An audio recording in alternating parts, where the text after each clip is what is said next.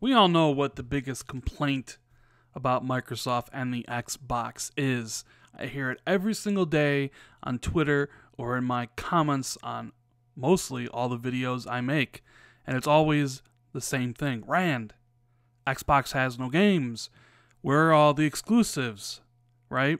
Well, according to an interview with Phil Spencer on Bloomberg, Microsoft shifts to make more of its own video game software either by opening new game studios or acquiring them. And this is straight from Phil Spencer.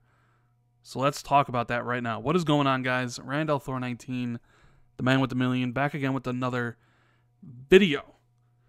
Now, if you missed my last video last night, we talked about a fully fledged next-gen Xbox that Albert Pernello says may or may not be in the works at Xbox right now, which I think it is. You got to have something to compete with the PS5, which will be coming out in a couple years.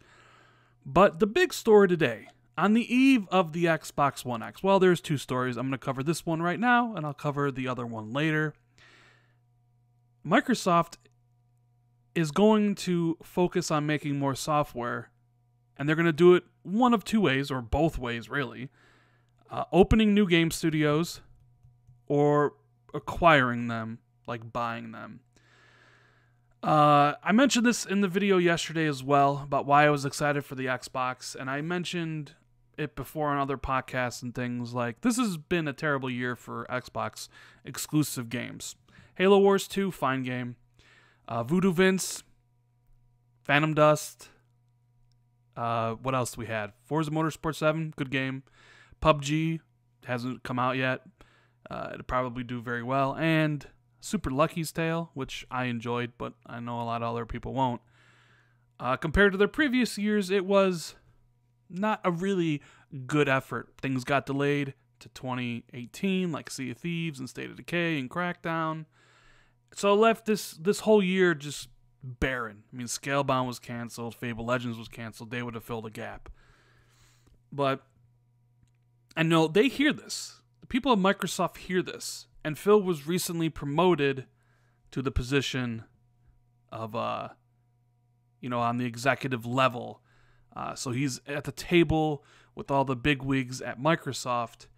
And it seems like they've heard this complaint. Now, if you remember, back at E3, Phil said that when he took over the job with Xbox, he had 3 goals and he was going to work them in 3 orders. One, he wanted to fix their hardware, which he has. The Xbox One X is coming out tomorrow. It is the most powerful console ever made until the next most powerful consoles ever made. But the hardware's fixed, right? They improved it. Then he said he wanted to focus on Xbox Live and backwards compatibility. They've done that. The backwards compatibility program is great. There's like 500 games on the 360. They just launched the original Xbox. Xbox Live is better than ever. And then the third one is he wanted to focus on software. And he said he had signed deals for games that would be happening in a couple years from then. So like 2019, 2020. And now he's coming out saying that they're going to open new game studios or acquire them. So let's actually get into his quote here. The company plans to increase investment in developing in-house video games, including starting or acquiring studios to do so. Xbox Phil Spencer said in an interview last week. Obviously embargoed until today, obviously. That's an about-face from its approach the past several years, during which Microsoft has shuttered studios, like Press Play and Lionhead, unfortunately, canceled games, Scalebound, and Fable Legends, and faced criticism at an industry conference from gamers for his lack of hot first-party titles. Hey, that's me. I like Xbox a lot. It's my primary system, and I'm always willing to give constructive criticism about something I enjoy. And the thing was, hey, this year was lackluster. You need to bring more first-party titles that aren't just Halo, Gears, and Forza, even though I like those games, So this is the quote. He says, "We need to grow, and I look forward to doing that. Our ability to go create content has been one of our strengths. We haven't always invested at the same level. We've gone through ups and downs in the investment. Microsoft on Tuesday will start selling Xbox One X. yeah, so he understands that they have to make content. Satya Nadella understands that they have to make content because Phil is on the board for a reason. They obviously think he's doing a great job leading the Xbox brand moving forward, moving them out from underneath Terry Myerson and the Windows division to be able to do what they need to do to make Xbox viable. And now he's in this third phase. Fix the hardware, backwards compatibility in Xbox Live, now it's content. Now, one of the things Microsoft has always done is they've relied heavily on third-party, or what would be typically called second-party deals. A lot of the games this generation were done that way. Rise was made by Crytek. Sunset Overdrive was made by Insomniac.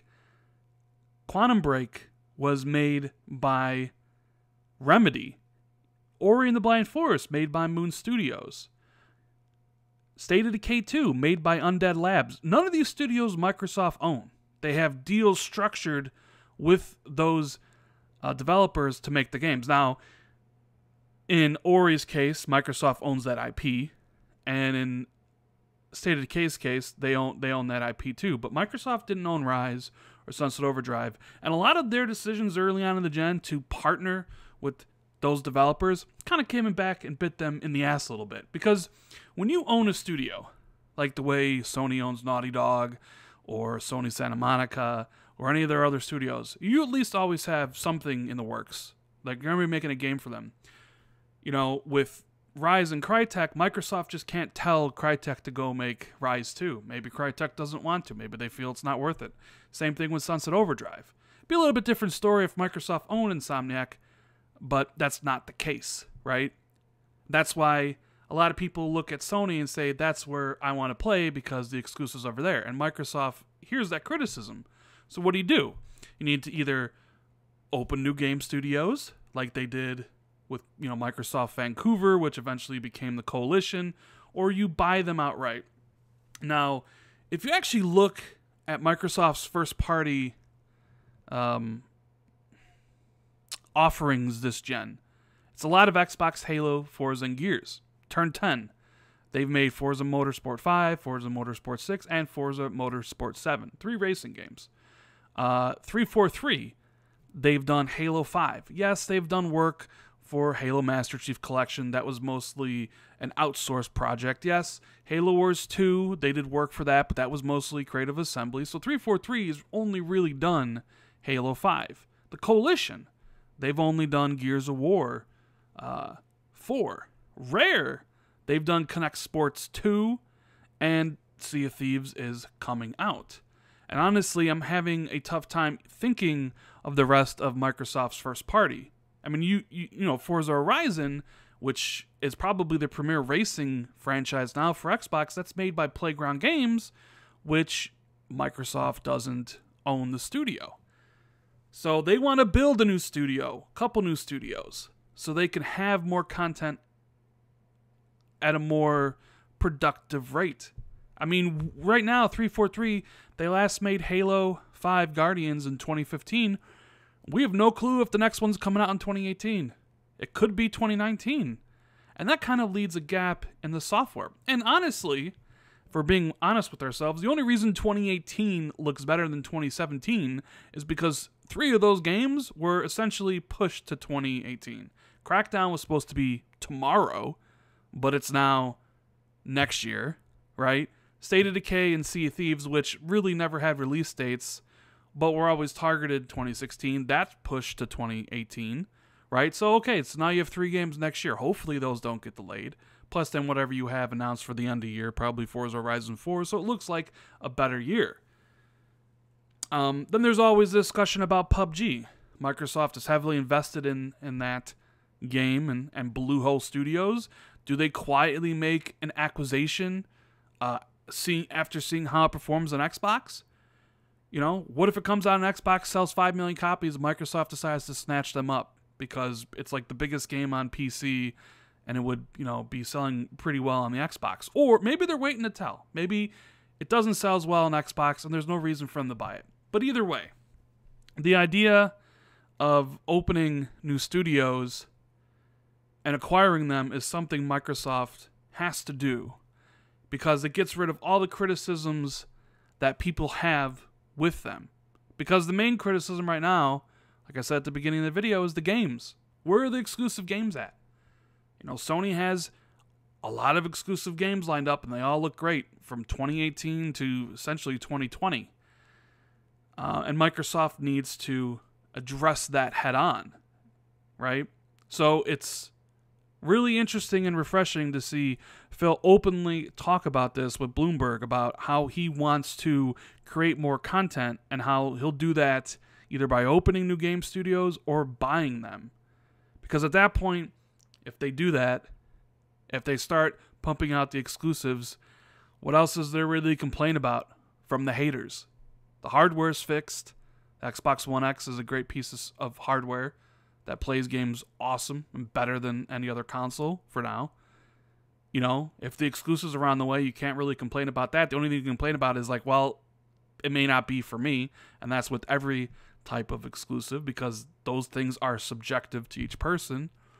And Xbox Live and all that stuff are great, and there's backwards compatibility for gamers that want to play their old games. You know? So, it's a pretty interesting article. I mean, they go on to talk about, you know, the renewed investment marks an increasing focus on Xbox business as a whole, while just a few years ago, Microsoft viewed the unit as a sideline. It's a good article. Make sure you check out the article on Bloomberg. Interesting read. But I'm excited, man. We got the Xbox One X tomorrow. I got a whole bunch of games I held off on, like Call of Duty, Shadow of War, Assassin's Creed. You know, you saw the picture on Twitter. I have 1,000 games for the Xbox One. I'm excited to play all those games plus all the future games. And hearing that Phil wants to create more content, knows that they have to create more content, and he's going to open new studios or acquire them, it's fantastic. So let me know what you guys think in the comments. What studios should Microsoft buy? What type of new games should they make at a new game studio? Let me know what you think about all this in the comments below.